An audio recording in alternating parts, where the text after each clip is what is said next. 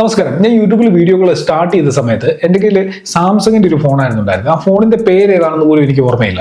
കാരണം അത്രയ്ക്ക് പഴയൊരു ഫോണ്. അതിൽ വീഡിയോ ക്വാളിറ്റി എന്ന് പറയുന്നത് വളരെ മോശം ക്വാളിറ്റിയിൽ വീഡിയോകൾ റെക്കോർഡ് ചെയ്യാൻ പറ്റുന്ന ഒരു ഫോണായിരുന്നു. അപ്പം നിങ്ങൾക്ക് അറിയാമല്ലോ, ഒരു 8-9 വർഷം മുമ്പ് ഉള്ള ഫോണുകളുടെ ഒരു ക്വാളിറ്റി എങ്ങനെ ആയിരിക്കും. അതിനുശേഷം പിന്നെ ഞാൻ സാംസങ്ങിന്റെ തന്നെ S2 എന്ന് പറയുന്ന ഒരു ഫോൺ വാങ്ങി. പിന്നെ അതിൽ കുറച്ച് നാൾ വീഡിയോ ചെയ്തു. പിന്നെ അത് കഴിഞ്ഞ് MIയുടെ കുറെ ഫോണുകളൊക്കെ വരാനായിട്ട് തുടങ്ങി. അങ്ങനെ പിന്നെ MIയുടെ 1-2 ഫോണുകൾ വാങ്ങി. അതിലൊക്കെയായിരുന്നു ഞാൻ വീഡിയോകൾ ചെയ്തുകൊണ്ടിരുന്നത്. അപ്പം 9 വർഷം മുമ്പ് നമ്മളൊരു വീഡിയോ ചെയ്യുന്നു എന്ന് വിചാരിച്ചോളുക.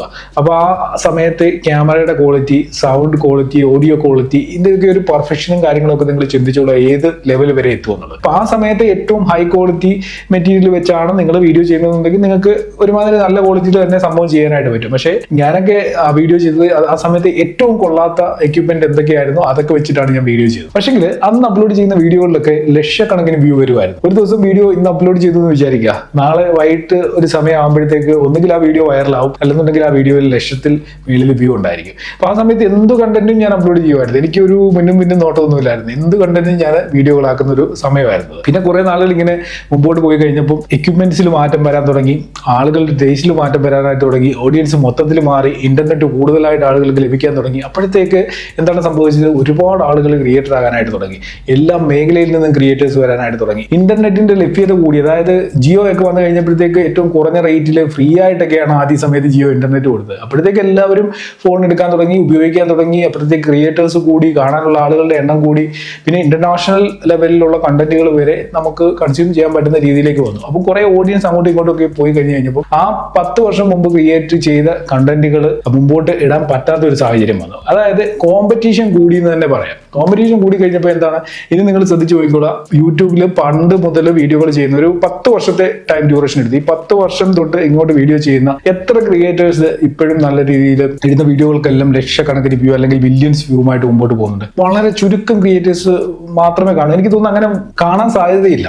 കാരണം പഴയ ക്രിയേറ്റേഴ്സ് ഒക്കെ ഏകദേശം ഒരു സൈഡിൽ ഒതുങ്ങിയ അവസ്ഥയിലാണ് ഇപ്പോൾ. അതിന് കാരണം ഞാൻ മനസ്സിലാക്കിയിടത്തോളം യൂട്യൂബ് പഴയ ക്രിയേറ്റേഴ്സിനെ തുടക്ക സമയത്തുള്ള പോലെ ബൂസ്റ്റ് ചെയ്യുന്നില്ല, റെക്കമെൻഡ് ചെയ്യുന്നില്ല. പഴയ ക്രിയേറ്റേഴ്സ് ഒരു പരിധി വരെയൊക്കെ അവർ ഗ്രോ ചെയ്തു. ഇനി അവർക്ക് യൂട്യൂബ് സജഷനിലും റെക്കമെൻഡേഷനിലും ഓർഗാനിക്കായിട്ട് വരുന്ന വ്യൂവും സബ്സ്ക്രൈബേഴ്സും ഒക്കെ മതി എന്നുള്ള രീതിയിലാണ് യൂട്യൂബ് പഴയ ക്രിയേറ്റേഴ്സിനെ ഇപ്പം ഡീൽ ചെയ്യുന്നത്. എന്നാൽ പുതുതായിട്ട് വീഡിയോകൾ ഇട്ട് തുടങ്ങുന്നവർക്ക് യൂട്യൂബിന്റെ സൈഡിൽ നിന്ന് നല്ല ബൂസ്റ്റും റെക്കമെൻഡേഷനും കിട്ടുന്നുണ്ട്. അതായത് ഈ 10 വർഷം മുമ്പ് ഞാനൊക്കെ യൂട്യൂബ് ചാനൽ സ്റ്റാർട്ട് ചെയ്ത സമയത്ത് ഏത് രീതിയിലുള്ള ഒരു ബൂസ്റ്റ് കിട്ടിയോ അല്ലെങ്കിൽ ഒരു സജഷനും റെക്കമെൻഡേഷനും കിട്ടിയോ അതുപോലെ ഇപ്പോഴും പുതിയ ക്രിയേറ്റേഴ്സിന് യൂട്യൂബിന്റെ സൈഡിൽ നിന്ന് കിട്ടുന്നുണ്ട്. അപ്പം ഇന്ന് 2024 യൂട്യൂബ് ചാനൽ തുടങ്ങി കഴിഞ്ഞ് കഴിഞ്ഞാൽ എങ്ങനെയാണ് അതുകൊണ്ട് പിടിച്ചു നിൽക്കാൻ പറ്റുമോ, അല്ലെങ്കിൽ വ്യൂ ഉണ്ടാക്കാൻ പറ്റുമോ, സബ്സ്ക്രൈബേഴ്സിനെ ഉണ്ടാക്കാൻ പറ്റുമോ, അതിലൂടെ പൈസ ഉണ്ടാക്കാൻ പറ്റുമോ എന്നൊക്കെ ചോദിക്കുന്ന കുറേയധികം ആളുകളുണ്ട്. അപ്പൊ എനിക്ക് തോന്നുന്നു നിങ്ങൾ 2024 ഇനി 2026 2030 നിങ്ങൾക്ക് യൂട്യൂബ് ചാനൽ തുടങ്ങണമെന്നുണ്ടെങ്കിൽ തുടങ്ങിക്കൊള്ളുക. അതിൽ വീഡിയോകൾ അപ്ലോഡ് ചെയ്തോളുക.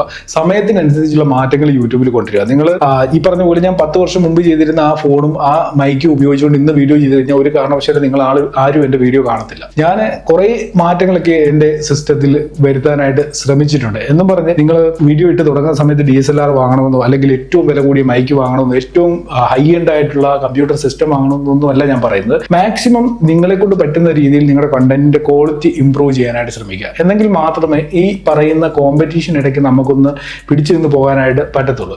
നേരത്തെ യൂട്യൂബ് മാത്രമേ ഉണ്ടായിരുന്നു. അതായത് ഒരു 8-9 വർഷം മുമ്പ് നിങ്ങൾ എടുത്തു യൂട്യൂബ് മാത്രമേ ഉള്ളൂ. അന്ന് വേറെ ഒരു സോഷ്യൽ മീഡിയ പ്ലാറ്റ്ഫോമുകളും ആക്റ്റീവ് അല്ല. ഫേസ്ബുക്ക് ഉണ്ട്, പക്ഷേ ഫേസ്ബുക്കിലൊന്നും വീഡിയോ എന്ന് പറയുന്ന സംഭവമൊന്നുമില്ല. വീഡിയോ ഇടാനൊന്നും പറ്റത്തില്ല. കുറെ ഫോട്ടോസ് ഒക്കെ അങ്ങോട്ടും ഇങ്ങോട്ടും ഷെയർ ചെയ്യും. ഇൻസ്റ്റാഗ്രാം പിന്നെ വന്നു. ഇൻസ്റ്റാഗ്രാമിലും ഇത് തന്നെ ഫോട്ടോ ഷെയറിങ് മാത്രമേ ഉള്ളൂ. അപ്പം യൂട്യൂബിലേക്കായിരുന്നു ഓഡിയൻസ് മൊത്തം വന്നുകൊണ്ടിരുന്നത്. അപ്പം അന്നത്തെ യൂട്യൂബേഴ്സിന് നല്ല രീതിയിലുള്ള റീച്ചാണ് കിട്ടിക്കൊണ്ടിരുന്നത്. പക്ഷേ ഇപ്പോൾ അതല്ലല്ലോ കാര്യം. കുറച്ച് പേര് ഫേസ്ബുക്കിൽ പോകും, കുറച്ച് പേര് ഇൻസ്റ്റാഗ്രാമിൽ പോകും, കുറച്ച് പേര് യൂട്യൂബിൽ നിൽക്കും. അത് തന്നെയല്ല, യൂട്യൂബിനുള്ളിൽ തന്നെ യൂട്യൂബ് ഷോർട്സ് എന്ന് പറയുന്ന ഒരു സംഭവം വന്നു. അപ്പം ലോങ് വീഡിയോസ് അപ്ലോഡ് ചെയ്യുന്നവർക്ക് ഒരു രീതിയിലും മുമ്പോട്ട് പോകാൻ പറ്റാത്തൊരു സാഹചര്യം സത്യത്തിൽ ഇന്നത്തെ അവസ്ഥയിൽ യൂട്യൂബിലുണ്ട്. എല്ലാ പഴയ ക്രിയേറ്റേഴ്സും ഒതുങ്ങിയ അവസ്ഥയിൽ തന്നെയാണ്.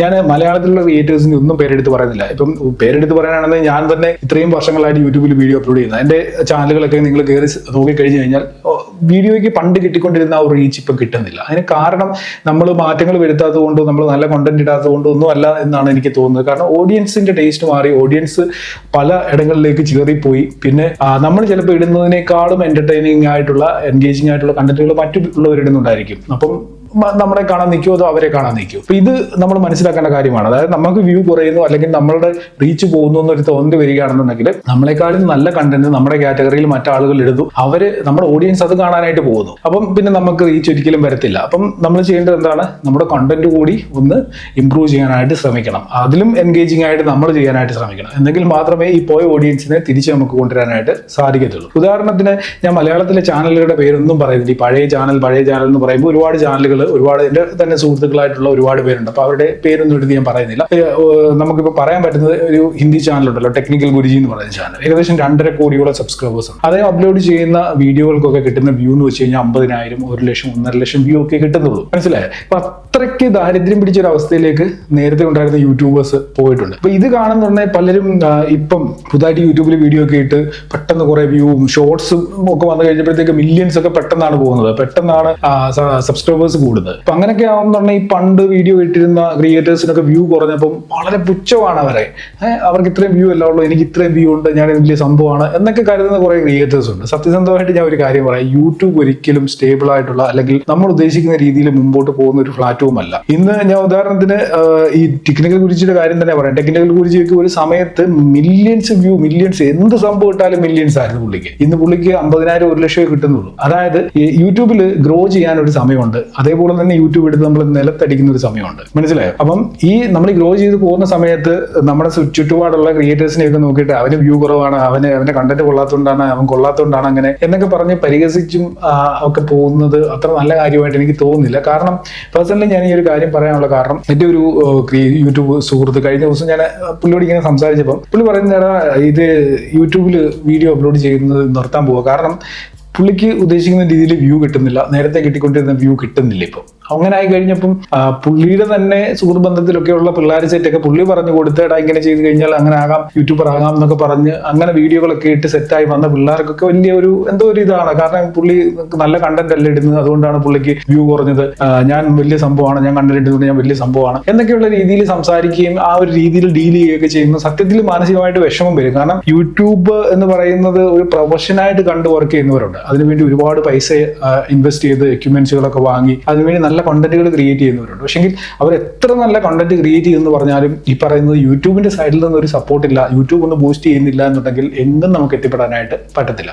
ഈ വീഡിയോയിൽ ഇത്രയും കാര്യങ്ങൾ പറയാനുള്ള കാരണം എൻ്റെ പേഴ്സണൽ ആയിട്ടുള്ള എക്സ്പീരിയൻസിൽ നിന്ന് ഞാൻ പറയുന്നതാണ്, പല സുഹൃത്തുക്കളിൽ നിന്നും സംസാരിച്ചിരുന്ന് മനസ്സിലാക്കിയ കാര്യങ്ങളിലൂടെയൊക്കെ പറയുന്നതാണ്. അപ്പൊ എന്തായാലും എല്ലാവരും ഒന്ന് ശ്രദ്ധിക്കുക. നിങ്ങൾക്ക് വീഡിയോകൾ ഇട്ട് തുടങ്ങണമെന്നുണ്ടെങ്കിൽ അതിനുവേണ്ടി പ്രത്യേക സമയമോ ഒന്നും നോക്കേണ്ട കാര്യമില്ല. നിങ്ങൾക്ക് ഏത് സമയത്തും കണ്ടന്റുകൾ ക്രിയേറ്റ് ചെയ്യാം. നിങ്ങളുടെ കണ്ടന്റുകളുടെ ക്വാളിറ്റി നിങ്ങൾ മെയിൻറ്റെയിൻ ചെയ്ത് മുമ്പോട്ട് പോവുക, എൻഗേജിംഗ് ആയിട്ടുള്ള കണ്ടന്റുകൾ ക്രിയേറ്റ് ചെയ്യുക. ഉറപ്പായിട്ടും എല്ലാവർക്കും യൂട്യൂബിൽ ഒരു സമയമുണ്ട്, ആ സമയത്ത് ഗ്രോ ചെയ്യാനും റീച്ചിലേക്ക് പോകാനും സാധിക്കും. അതിനുശേഷം സ്റ്റേബിൾ ആകുന്ന ഒരു ടൈമുണ്ട്. പക്ഷെങ്കിൽ ആരും അതിനെക്കുറിച്ച് ഒരിക്കലും ചിന്തിക്കുന്നില്ല. ഈ റീച്ചിലേക്ക് പോകുന്നതിനെ കുറിച്ച് മാത്രമേ എല്ലാവരും ചിന്തിക്കുള്ളൂ. കാരണം റീച്ച് പോയതിനു ശേഷം തിരിച്ചൊരു വരവുണ്ട്, ആ ഗ്രാഫ് താപ്പോട്ട്, പിന്നെ അത് വന്ന് സ്റ്റേബിൾ ആവും. ചിലപ്പോൾ അത് സ്റ്റേബിൾ ആകുന്നത് നമ്മൾ ഉദ്ദേശിക്കുന്നതിനേക്കാളൊക്കെ ഒത്തിരി ഡൗൺ ആയിട്ടുള്ള ഒരു അവസ്ഥയിലായിരിക്കും ആ ഒരു വ്യൂ വന്ന് സ്റ്റേബിൾ ആകുന്നത്. അങ്ങനെ വന്നു കഴിയുന്നുണ്ടെങ്കിൽ പിന്നെ നമ്മൾ ഈ പറഞ്ഞ പോലെ പഴയ ക്രിയേറ്റേഴ്സിന്റെ ഇപ്പോഴത്തെ അവസ്ഥയിലേക്ക് പോകും. അപ്പോൾ ഒരുമാതിരിപ്പെട്ട എല്ലാ പഴയ ക്രിയേറ്റേഴ്സും യൂട്യൂബിൽ റീച്ച് ഇല്ല എന്നുള്ളൊരു പ്രശ്നം ഫേസ് ചെയ്യുന്നുണ്ട്.